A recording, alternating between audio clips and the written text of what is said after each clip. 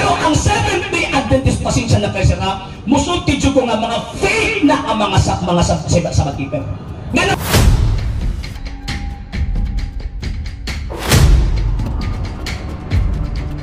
sa Ginoo.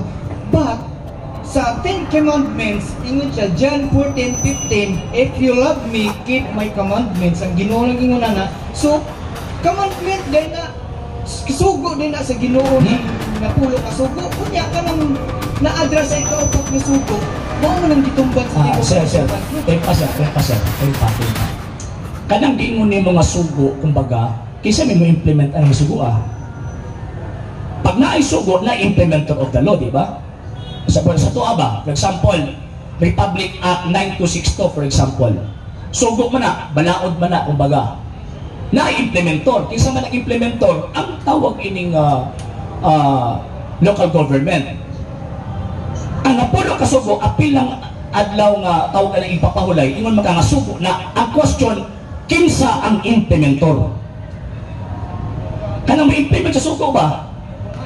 Dili mo tuman. Naay mo tuman. Naay subject sa sugo.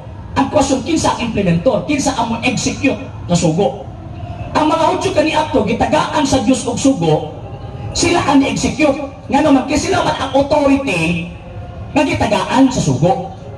Walang sila ang ni-implement sa sugo. Kaya, dili naman po mo mga Hudyo. Kinsa may implement sa sugo sa inyo Seventh-day Adventist, asa po nas Biblia nga ang Seventh-day Adventist gitagaan og gahom sa Dios nga mo implement sa law of the Sabbath.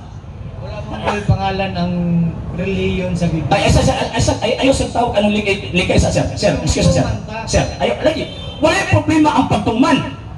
Wala problema ang pagtuman. Di ko musupak anang kinahanglan ka mutuman. Ang question din kinsa ang mo implement sa balaod?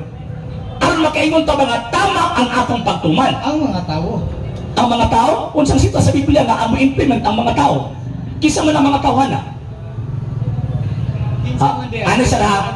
Tagaan tawag ka ng panagitan sila. Ang mga Hudyo, magpahulay sila sa adlong igpapahulay, gipanguluhan o pari. Sumala sa Biblia. O niya, every adlong igpapahulay, mag-offer sila og tawag ining sakripisyo. Mo na imong gisunod di ba? Biblia magkata. Pero, ang inyo sa Seventh-day Adventist, nagsunod mo sa adlong igpapahulay, kisa ng ulo. Pare o pastor? Jesus Christ. Ang nangulo sa inyo? Unsang sita sa Biblia, kapitulo, bersikulo nga ang nangulo sa Seventh-day Adventist Jesus Christ? Jesus Christ kay siyempre maugi siya nga. Sir. Ayaw ko tagaayag tawag anong opinion. Ano sir ba? Dili ko suwedo kayo sa Biblia. Mo na kung ingon mo ganina. Kung dili ka suhito sa gitawag o Biblia, nga nag-iwa nga dapat tumanong gina. O di ka makahatag o responsable nga mga tao nga mag-implement anang balaura. Di ba? Ang tawag ini ang Biblia, kanang imong ginabasa sa Exodo, ang i-implement ana, pari ang nangulo ang sa inyo pastor. O niya, pagkaman ana sa Biblia, mag-offer og sakripisyo. Ang sa inyo magpakpak, nag-concert no! Entertainment, wala na sa Biblia. Dili mo sayaw. Kung tawag ini wala mo na sayaw. Ang naa sa Biblia na ay altar, ang sa inyo ang pudyum. Wala sa Biblia na Subuti pasabot, tinuo ko ang adlaw ipapahulay sa mga Hudyo adlaw Sabado sa ato ang kalendaryo. Pero ang Seventh-day Adventist pasensya na kayo sira, musulti ko nga mga fake na ang mga Sabbath keeper.